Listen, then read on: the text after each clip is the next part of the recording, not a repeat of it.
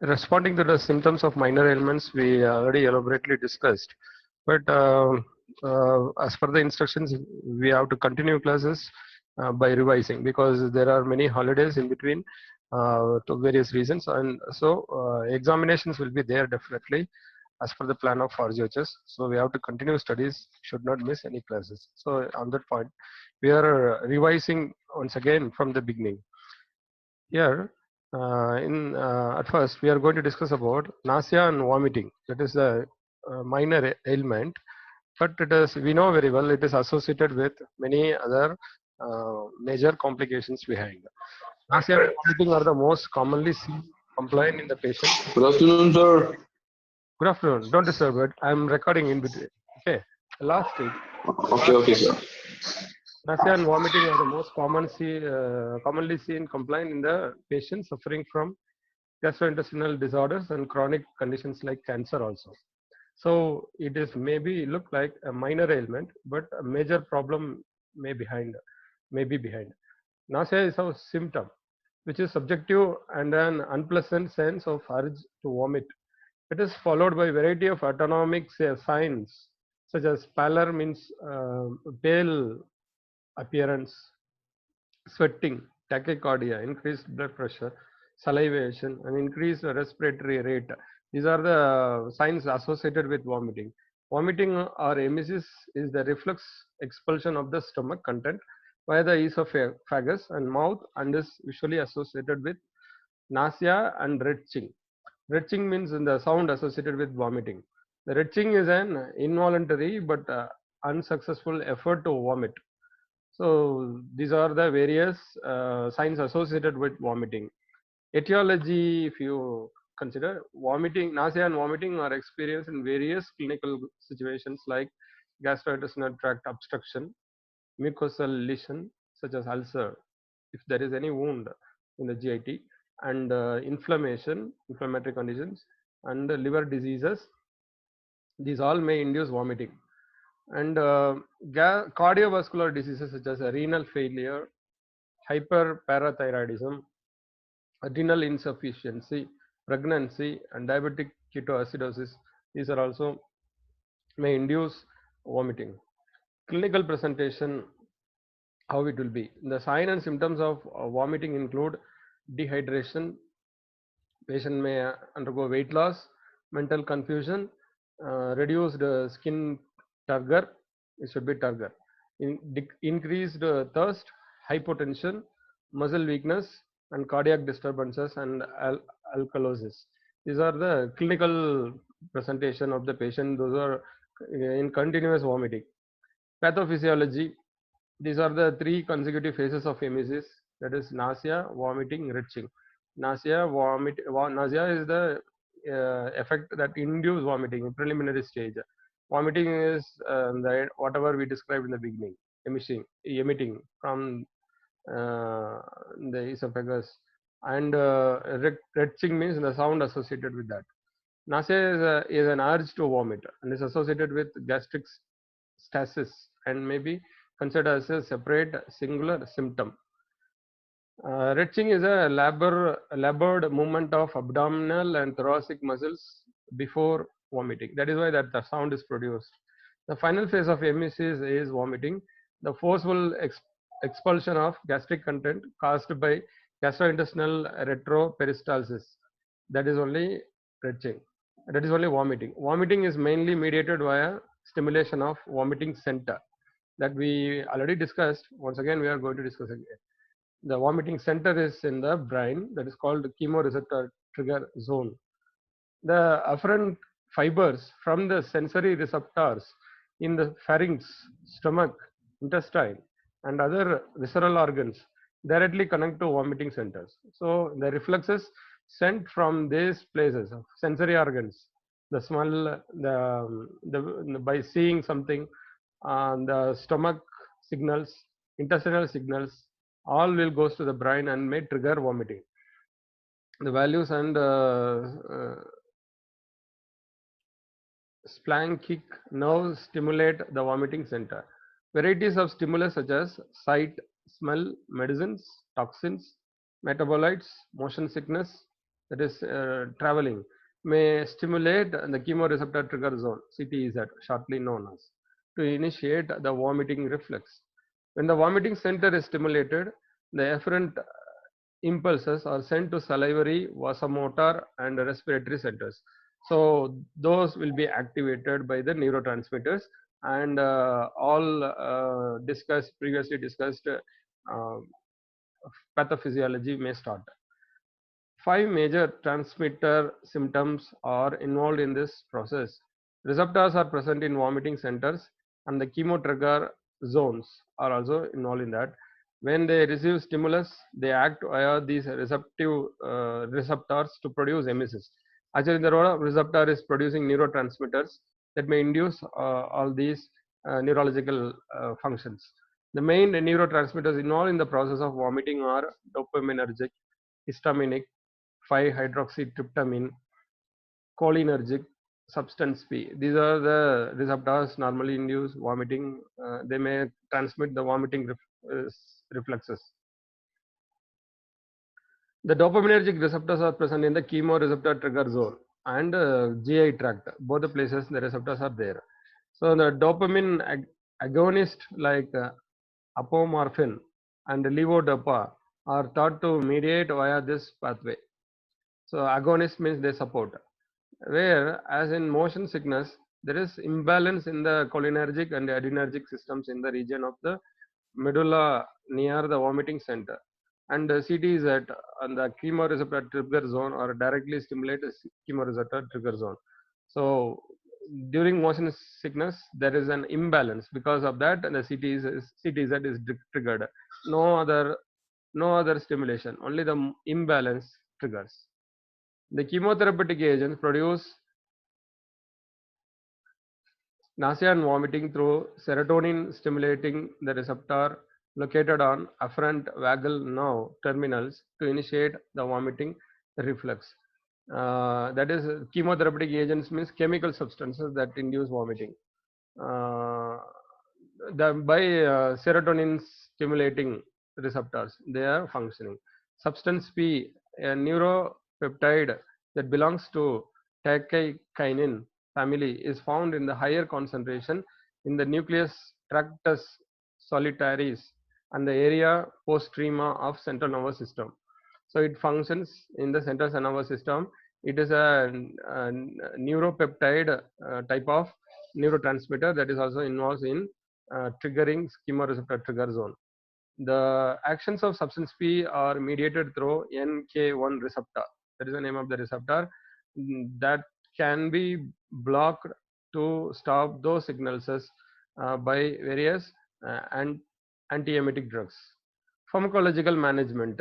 Medications in the management of nausea and vomiting are classified as antacid and anti-secretory agents may be helpful in this, because how antacid may be helpful means an inflammations in the stomach like ulcer that may stimulate an uncomfortable feeling that will be transmitted through the neurotransmitters, dopamine like transmitters. Then it will be received by chemoreceptor trigger zone, thereby in the other pathophysiological function starts. So the initial trigger comes from the inflammations in the JT. So to avoid such signals from those inflammations, we are using antacids. Magnesium and aluminum hydroxide containing tablets and suspensions are useful in this. That is one way of controlling vomiting. Another is histamine 2 receptor antagonist. So these receptors also involves in transmitting the reflexes to the central nervous system to induce vomiting. So cimetidine like drugs, famotidine, nizatidine, ranitidine. These are under the category histamine 2 receptor antagonist. This receptor is present in JT. Proton pump inhibitors. This proton pump inhibitors, how they involve in this control of vomiting means it is indirectly involves the same like antacids. They are also controls the secretion of acid in the gastrointestinal region. So thereby irritation is reduced. So the further transmission of impulses is controlled. Omeprazole, esomeprazole, lansoprazole, pantoprazole, rabeprazole. They are also useful in treatment of vomiting. Anticholinergics, scopolamine, they also controls acidic secretions. So generally secretions will be reduced. Scopolamine, 0.5 milligram every 72 hours are useful. Antihistamines also useful. That is directly counters the effect of histamine. Diphenhydramine can be used as an antiemetic drug. Dopamine antagonist. Dopamine is present as a neurotransmitter in the GIT, also in chemoreceptor trigger zone also. So centrally triggered signals also can be stopped by prevented by this dopamine antagonist. For example, chlorpromazine is useful, promethazine is useful, and domperidone is useful. Centrally triggered means sometimes food, if you take food and that triggers vomiting, that is different. That is peripherally triggered. Centrally triggered means you watch something that you don't like, or you feel the smell that you don't like, that is triggering the vomiting. In that case, these proton pump inhibitors are not helpful. Anticholinergics never be help. So only option is dopamine antagonists, that will be helpful. Serotonin antagonist also centrally acting. Ondansetron can be used. 32 milligram for milligram prior to chemotherapy as single dose, or 1.5 milligram per kg prior to chemotherapy. Repeat every 4 to 8 hours, or 8 milligram orally prior to chemotherapy. So we have seen in the previous slide, chemotherapy induced vomitings can be controlled by using serotonin, that all triggered by serotonin receptors. So serotonin antagonist, example ondansetron is useful. So cancer patients may have commonly have this vomiting sensation because of chemotherapy, that can be treated by using this ondansetron. So that is one minor ailment. Elaborately we discussed previously. This is just a revision. Dyspepsia is another minor ailment in our syllabus. The term dyspepsia is derived from Greek word. The meaning of dyspepsia is improper digestion, and is used to describe upper abdominal discomfort, usually related to food or alcohol intake, or certain medications like antibiotics, non-steroidal anti-inflammatory drugs induced inflammations, digoxin induced, or bisphosphonates, theophylline induced. They may induce such abdominal discomfort in the upper abdominal region. So that is only called dyspepsia. Smoking and stressful lifestyle may also contribute to the development of dyspepsia. So we have to interact with the patients, whether they have these habits. Maybe that is the reason it may be developed. And chronic dyspepsia is defined as recurrent symptoms that include epigastric pain, abdominal bloating, belching, nausea, vomiting, and early satiety. That is all the symptoms associated with dyspepsia. Etiology, if you consider peptic ulcer disease, we used to call this as a peptic ulcer disease, but the slight difference is there. Peptic ulcer disease, many reasons it may be developed, but dyspepsia are in that one category. Gastroesophageal reflux disease also may induce this kind of upper gastric inflammations, dyspepsia. That means the sphincter will not close properly. So the esophageal sphincter will not close properly. That may induce a reflux, and because of that, the inflammation may develop. Malignancy, the tumor formation that may disturb the sphincter activity, or the intestinal, the stomach content will not have sufficient space to be there because of the tumor present. Various reasons. Malignancy also a reason. Pathophysiology, if you see, several pathophysiological mechanisms are involved in the development of functional dyspepsia, including visceral hypersensitivity, both in the stomach and the duodenum, impaired gastric accommodation, antral over distension, delayed gastric emptying, and abnormal duodenal jejunal motility. So these are the commonly seen malfunctions during this dyspepsia. Peristalsis will be disturbed, and delayed emptying because of long time storage of food may happen, and impaired gastric accommodation. So some tumor, something will be there, so food cannot be accommodated properly. So with there may be discomfort associated with that. Acute infrequent dyspepsia is commonly associated with irregular intake of food, irregular intake of alcohol, cigarette smoking, and stress. These are the reasons. Chronic dyspepsia is related to peptic ulcer disease. Chronic means long term. Esophageal reflux disease and H. pylori infection and the malignancy. So we have, by counseling with the patients, we may come to know whether it is acute reasons are applicable or chronic. Irritable bowel syndrome may also contribute to functional dyspepsia. So that is also a reason. Clinical presentations, how it may look like. The signs and symptoms are persistent vomiting, constant severe pain, concomitant weight loss, dysphagia, hematemesis, blood will be vomited, or melena warrants endoscopy.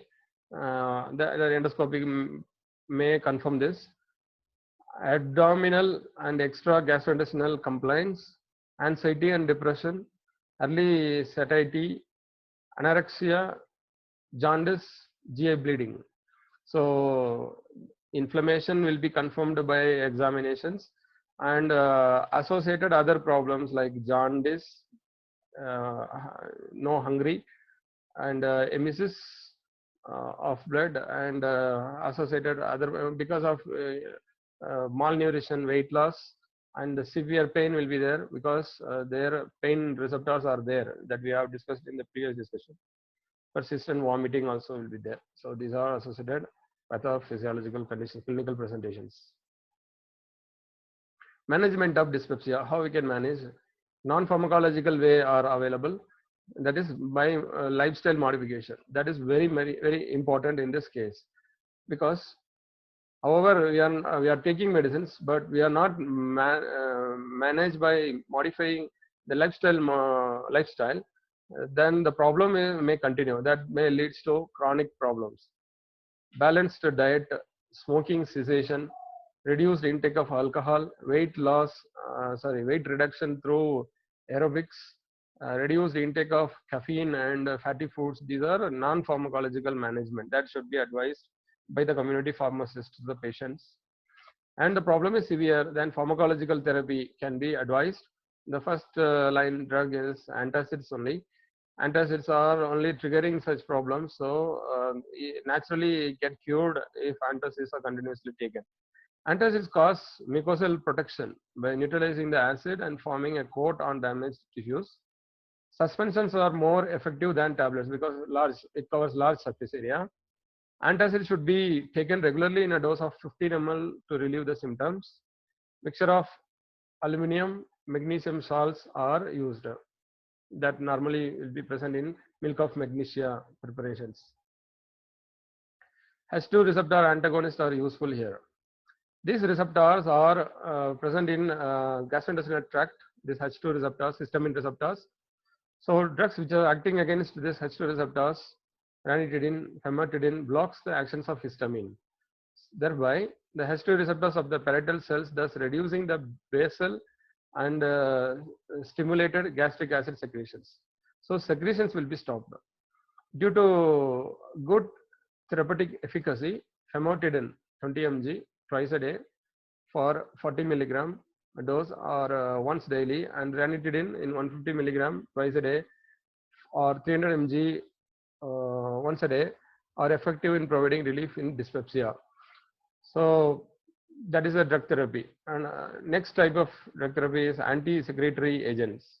Proton pump inhibitors are anti-secretory agents that binds irreversibly to the sodium potassium ATPase pump and inhibits the terminal step in the acid production, thereby gastric acid secretion is stopped, reduced. They are more effective when taken 30 to 60 minutes before the first meal or an empty stomach. So the further emesis, pain, everything can be stopped. And omeprazole is the medicine in this category. Rabiprazole, lansoprazole, pantoprazole are useful. Okay, let us stop with this and we continue our discussion diarrhea and other symptoms in the next class. Please blow little slowly if you have enough time. Okay, I stop recording and we will discuss further.